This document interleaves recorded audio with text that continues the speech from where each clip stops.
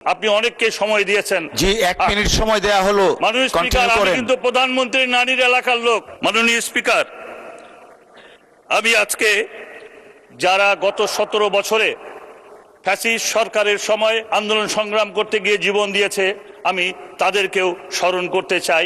যারা হত্যা, খুন, মিথ্যা মামলার শিকার হয়েছে, আমি তাদেরকেও স্মরণ করতে চাই। মাননীয় স্পিকার, আমি আপনার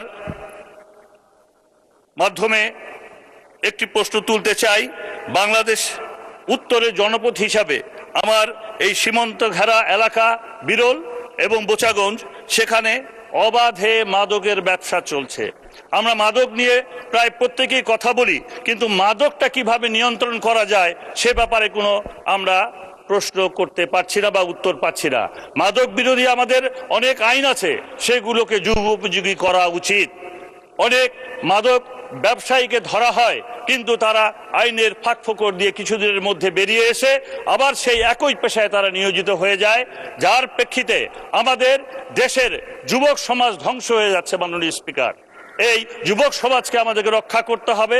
আগামীর ভবিষ্যৎ এই যুবক সমাজ, এদেরকে আমাদেরকে সুস্থ রাখতে হবে। মাননীয় স্পিকার, আমি আপনার উদ্দেশ্যে বলতে চাই মাননীয় স্পিকার, যে আমাদের এলাকায় দিনাজপুর থেকে আমাদের এই ঢাকার দূরত্ব প্রায় 450 কিলোমিটার।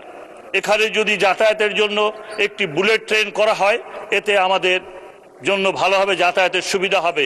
এছাড়াও আমি আমার এলাকায়, বিরল এলাকায়, আপনি জানেন মাননীয় স্পিকার, লিচুর জন্য বিখ্যাত। সেখানে পর্যাপ্ত পরিমাণ লিচু হয়, 100 কোটি টাকার উপরেও সেখানে বাণিজ্য হয়। সেখানে লিচু একটা অত্যন্ত ক্ষণস্থায়ী ফল, যার জন্য এই ফলটাকে আমরা বেশি দিন ধরে রাখতে পারি না।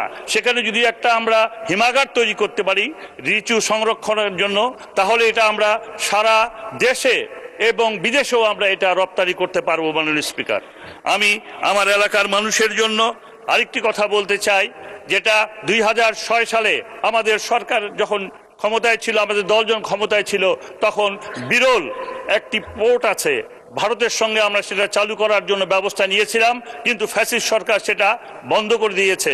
মাননীয় স্পিকার, আপনার কাছে আমি 2 মিনিট সময় চাবো। আপনি অনেককে সময় দিয়েছেন। জি, 1 মিনিট সময় দেয়া হলো। মাননীয় স্পিকার, আমি কিন্তু প্রধানমন্ত্রীর নানির এলাকার লোক, নানার বাড়ির এলাকার লোক। মাননীয় স্পিকার, আমাকে একটু মেহেরবানি করে 2 মিনিট সময় দিবেন, আপনার কাছে অনুরোধ থাকলো। মাননীয় স্পিকার, আমার যেটা বলছিলাম, এই পোর্টটি যদি চালু হয়, আমাদের ভারতের সঙ্গে যাতায়াত ব্যবস্থা অত্যন্ত সুন্দর হবে এবং আরামদায়ক হবে এবং সহজ হবে।